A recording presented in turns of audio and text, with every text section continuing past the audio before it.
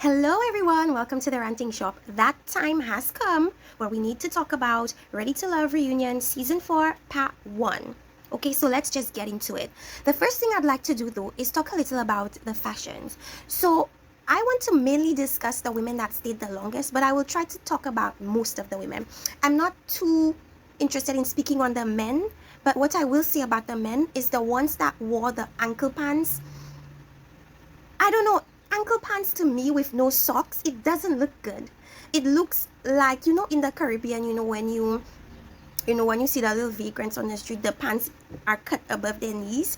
It kind of looks like, I shouldn't say the vagrants whose pants are cut above their knees, but when we do skits and stuff in the Caribbean, like a checker-pesh kind of thing, the way the people have the pants like purposely all over here and it then cuts to their ankle, it just doesn't look good to me, you guys. So Dietrich had that style going on and Christian had that style going on. I wasn't feeling it. I'm not a fan of these ankle pants. I feel like they don't look good.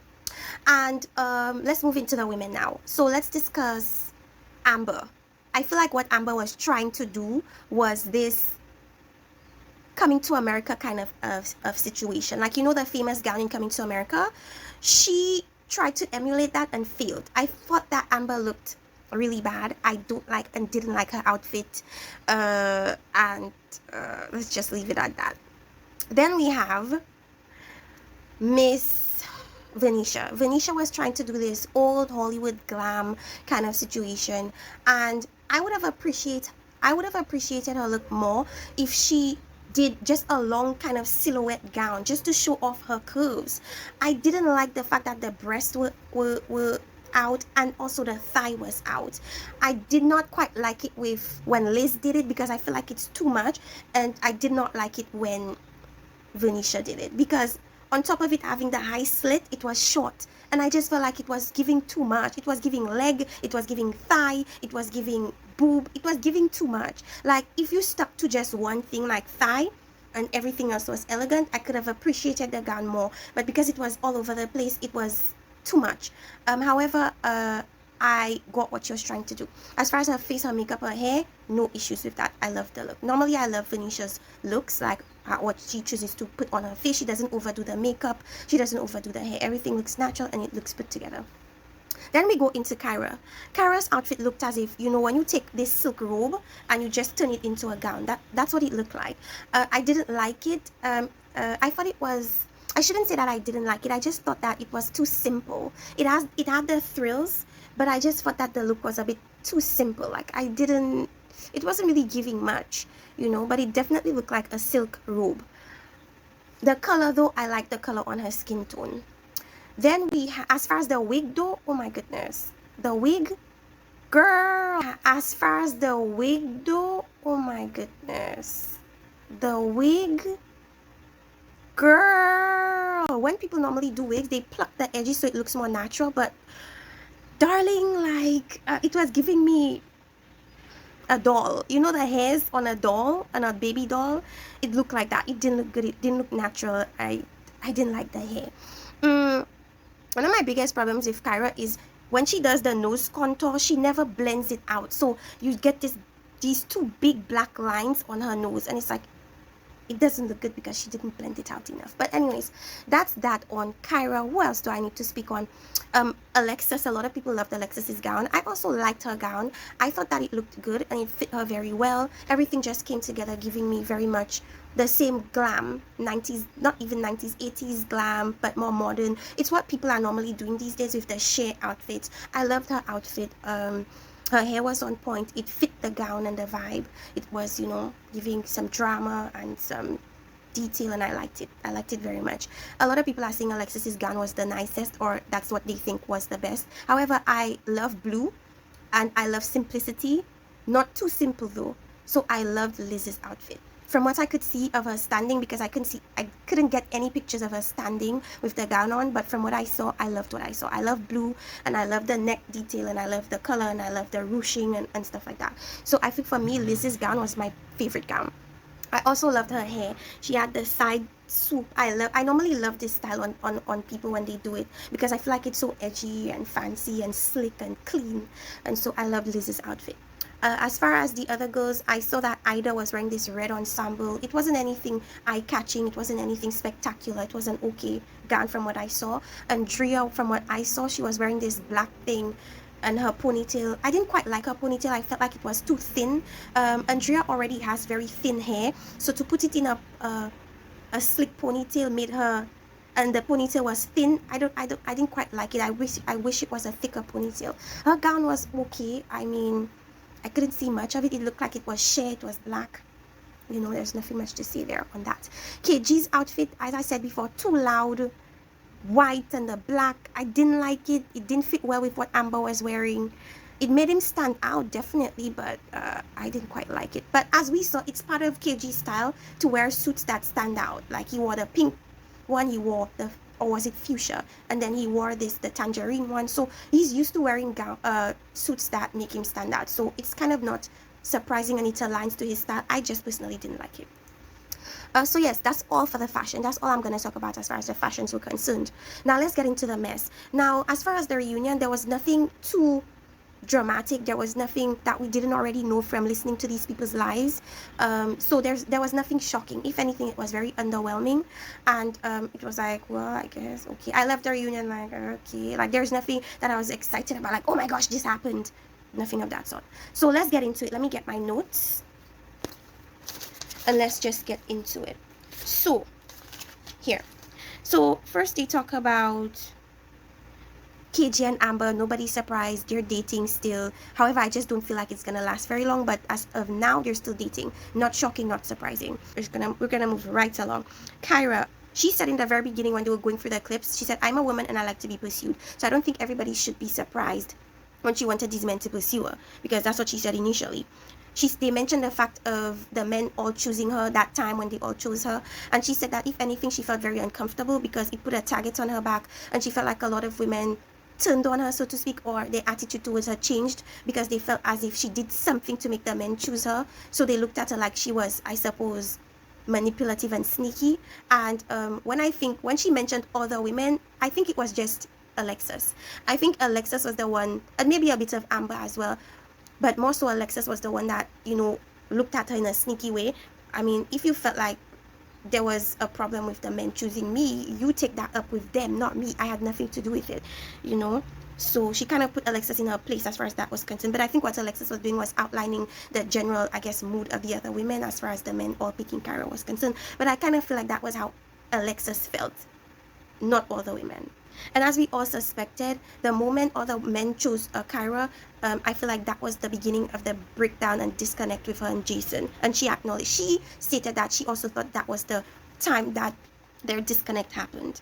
You know, Alexis making mention of the fact that they thought that Kyra was playing chess and playing games and playing Monopoly and didn't want to necessarily find love, but only wanted to make it as far as she could on the show. And that's interesting, considering that's how I thought most of the women were thinking, especially Alexis. So it's interesting that she's the one that's mentioning the fact that Kyra wanted to make it to the end, when I also thought she wanted to make it to the end as well. Alexis thought that she was being played because I suppose what men were telling her and how they chose in the men's tavern didn't align, you know. And Tommy mentioned the fact that if someone didn't tattletale and tell the rest of the people what happened at the tavern, none of this confusion would happen until after they saw it while rewatching, you know. So backstage, in a very random act, Kyra goes off on Ron, talking about Ron being sneaky and Ron trying to holler at her, but she denying him. And I didn't know where that was coming from. I had no idea. That came from left field, and I was like, what is going on? So, but the general consensus so far is that Ron is sneaky and a source of chaos within the entire group. But I was like, where's all this aggression coming from? I'm not understanding, you know. Maybe she also felt a little bit played and kind of disrespected by Ron. Maybe some lies were told on stage and she was like, ugh. Venetia mentioned that these men are full of it, and that just, to me, seemed like foreshadowing of the fact that her and Joel's relationship is not gonna last. Because if the relationship was indeed successful, that is not something that she would say. Tressa wasn't there because she tested positive for C19 and didn't make it, which was a bit disappointing, but understood. Christian and Khalil, they went home earlier. Christian said that he was talking to someone, he was talking to Andrea, and he took it upon himself to ask her out on a date. So, and she accepted, so they're going out on a date. Oui. Then we have Khalil and Ida have something going on. He didn't want to make it public. He wanted to wait until the reunion to make it public. She felt like, how are you gonna make it public and not tell me? But anyways, they have a thing as well. Moving right along. Ron is caught in a bunch of lies. Basically saying that Alexis all of a sudden changed her standpoint just a week before elimination because AJ just whispered sweet nothings in her ear, and I suppose he felt played by Alexis. He mentioned that when he told Alexis that he thought she could do better than that, he was referring to AJ. However, Alexis said that she didn't take it like it was pertaining to AJ. She took it like he was saying that she just in general is not very smart and not very wise. Tommy basically asked him to apologize because according to Tommy, he'd never seen or heard a man speak to a woman in that way. Ron said he took accountability for his part, but the way he spoke, it seemed as if Alexis also had a part to play in things. However, I don't think she agrees with that because she never apologized and never took it upon herself to acknowledge any wrongdoing on her. And so I don't know, that may have been a way for him to take responsibility or accountability away from himself a bit and put it on her, but that didn't work out very well for him. She said that he basically made excuses and said that Alexis was basically throwing jabs about him and the religion, to which she said she did not throw jabs at him. Chrysanthemum ended up meeting his mom. He never let Alexis meet his mom, which was very weird considering he said that Alexis was his number one choice. If Alexis was your number one choice, I mean, what I want to say to this, because this part confused me, at which point did Alexis become his number one choice? And did he introduce Chrysanthemum to his mom when Chrysanthemum was his number one choice or after Alexis became his number one choice? I'm not quite sure about that. I'm confused. So either way, Alexis didn't end up meeting his mom. However, Chrysanthemum did. Now, everybody who dates knows that when you decide to introduce your potential partner to your parent, it's a sign of you wanting to take the relationship further. So however, he said that that wasn't the case, that I guess that wasn't what he was trying to do. He tried to say that because Chrysanthemum, I suppose, was more convenient as far as her being closer to where his mom was, he decided to just make Chrysanthemum see her instead. Chrysanthemum was like, that's weird. And I found it strange that Alexis was like, Chrysanthemum, I'm sorry that Ron did that to you. And Chrysanthemum was like, okay. Because they don't have that relationship. Chrysanthemum and Alexis don't have that relationship. So I suppose Chrysanthemum was like, okay, I guess, thank you. Because Alexis actually blocked Chrysanthemum. So it's kind of ironic that now she's being empathetic towards Chrysanthemum. But then again, you don't have to be friends with somebody to be empathetic towards them. Ron addresses the Amber situation when he told Alexis that, you know, he wanted to pursue things with Amber anyway. Everybody has come to the conclusion that Ron just said that to get under Alexis's skin. And he did ended up doing that. Ron said that he went on many dates. He went from saying he went on many dates with Amber to saying he went on one date with Amber. To which Amber said, lies, lies, lies. So that basically made Ron look very deceptive and maybe even a bit exaggerating. He said they didn't really go on any dates. She said they didn't go on any dates. He said they went on many dates. He's clearly lying, you know. Kyra made the little side comment, how you go from many to one? Exactly, Ron. Wait, Ron, are you also a snake? Like, Ron, you're looking really messy in this reunion. And then they talked about the 3-hour conversation that he had with Alexis. He mentioned that on Little Black Book, after they had that conversation, he was done with the situation. However, Alexis was still unsure. So basically what she's saying is that he never communicated to her that he was done with the situation. However, on many interviews, he made it clear that after he was done. So I guess there was an issue with communication there because he never mentioned that to her. And I'm not sure if he didn't mention it to her because it was after she kissed AJ. I'm not sure. However, she didn't know. Based on what we're seeing, as I said, Ron seems to be the center of a lot of chaos. He was speaking to Jason after I suppose when they were taking a break, and Jason was just like, just take accountability for your part in things, period. Don't make excuses.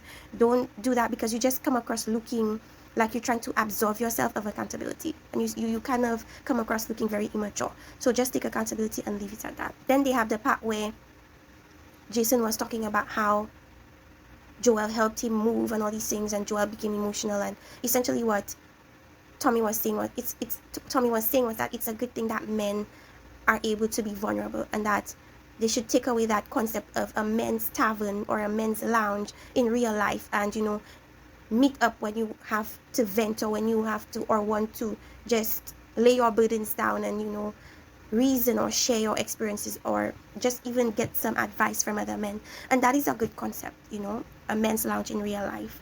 Then we go on the concept of frick and frack. They talk about chrysanthemum. They talk about the fact that they asked them whether their relationship came in the way of them forming, relationships with these men. And essentially it did. It really did. Not in terms of sharing text messages, but you guys are friends, so you guys will obviously talk and compare notes about what this one did, but what that one didn't do. From a men's perspective, I understand why they didn't want to pursue that, because it's a bit messy. It's exactly what Ron was talking about when it came to Alexis and Amber sharing text messages about what Ron was saying to each of them. It kind of makes it difficult, because it's like at that point, I want to date people individually, but you guys are making it difficult because you're going back and sharing what that person did with you and what this person did with you. So AJ summed it up perfectly and said he didn't want to put himself in a situation where he was being kind of talked about and judged based on how he treated either women. He wanted it to be a separate dating experience for him and each of the women. He didn't want to be dating them together.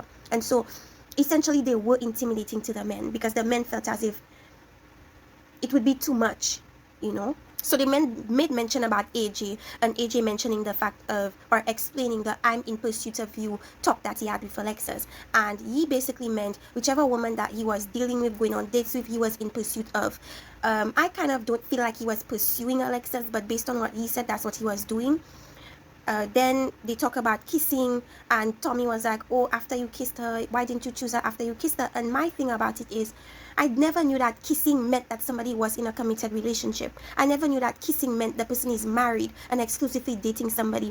At the end of the show, I just feel like at the end of the day, I feel like Tommy speaks in circles and is a walking contradiction. You want these people to be committed because they kissed each other. You want them to only date one another because they kissed each other. You want them to be exclusive simply because of a kiss. But at the end of the day, the whole concept of the show that you're hosting is for them to date multiple people. So how comes a kiss has become such an important thing?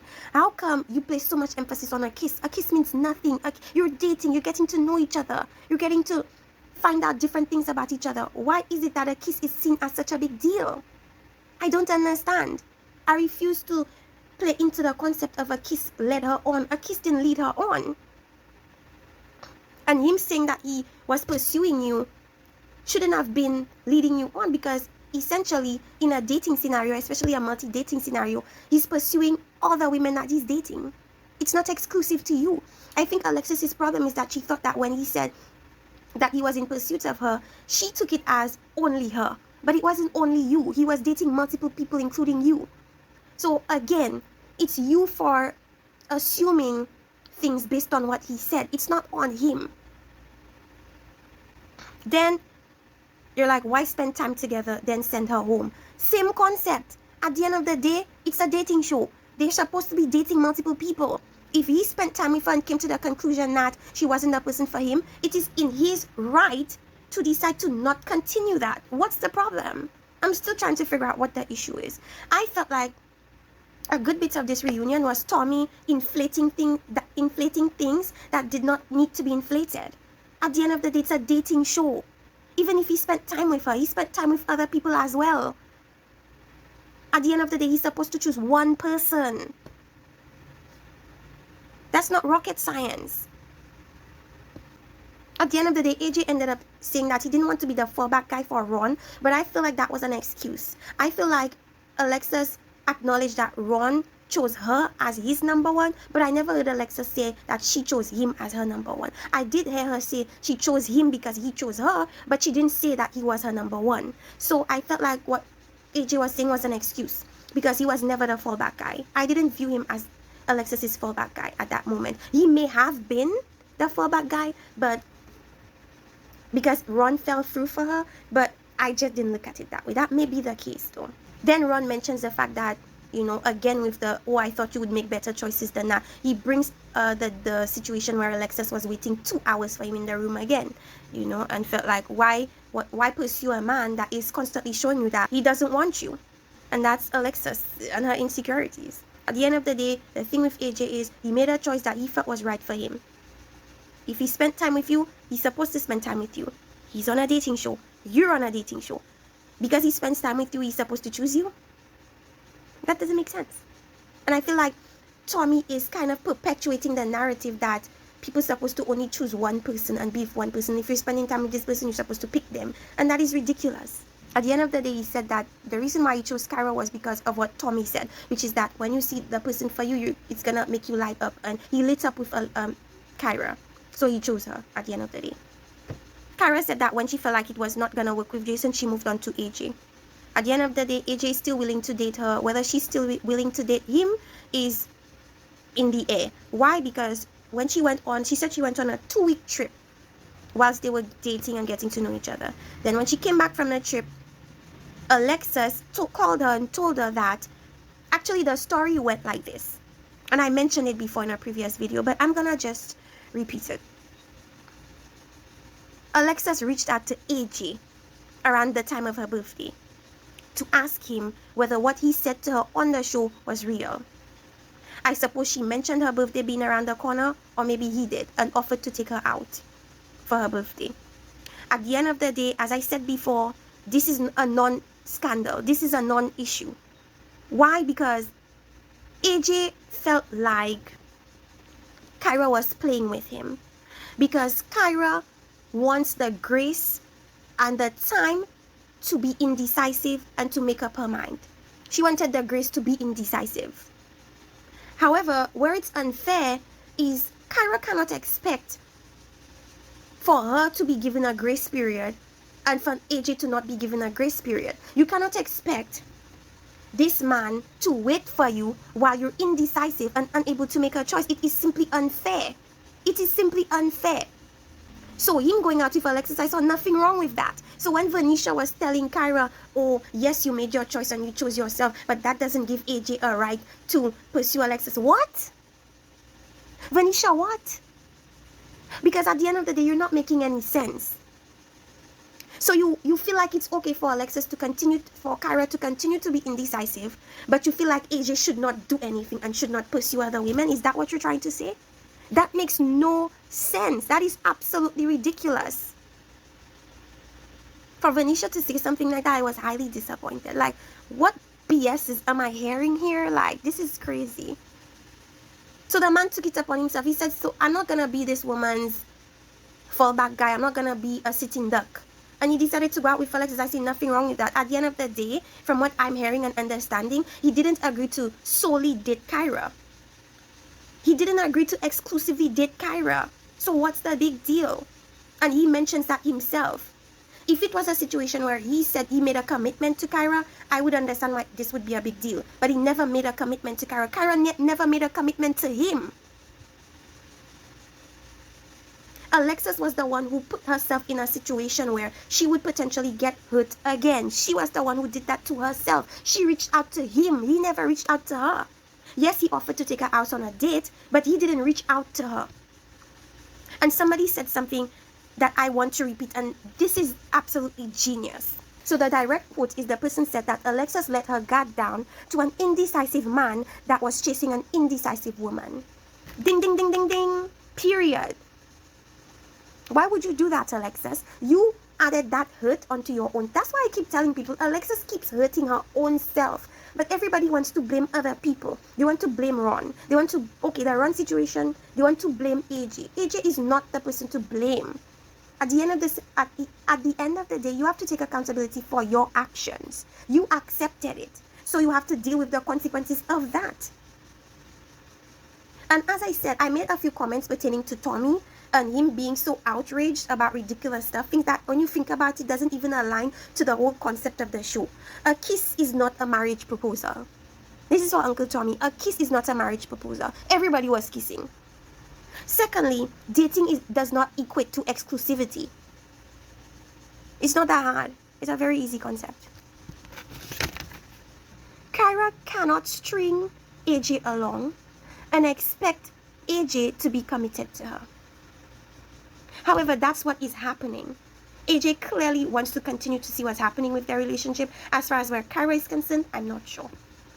As of the other day, a couple of days ago, they did a live together and they seemed pretty friendly. So I don't know. You guys, this is what I came up with for the reunion. We're gonna get into what happens with Liz and David next episode. We're gonna get into Venetia and Joel, as everybody suspected. I don't think their relationship lasted because Liz and Jason are posting pictures they took together outside of the show. I've never seen not one picture of Venetia and Joel together outside of the show. And that speaks a lot to where their relationship, how long their relationship lasted. It didn't last at all. It didn't take a long time for them to end the relationship. And that is what we're gonna see, the details of how that came across. We already know this, but we're gonna tune in for the details. So anyways, you guys, that was the end of reunion part 1. Underwhelming. I'm surprised that this video is gonna be a bit long, but it's just because I detailed what happened, but nobody's surprised, nobody's shocked. Everything was underwhelming. That was reunion part 1. Like, subscribe if you want more reviews from me. I'm gonna be doing reunion part 2 whenever that takes place, so you guys stay tuned. And I think my next video I'm gonna be doing is put a ring on it, so stay tuned for that, and see you guys next episode. Like, subscribe. Bye bye.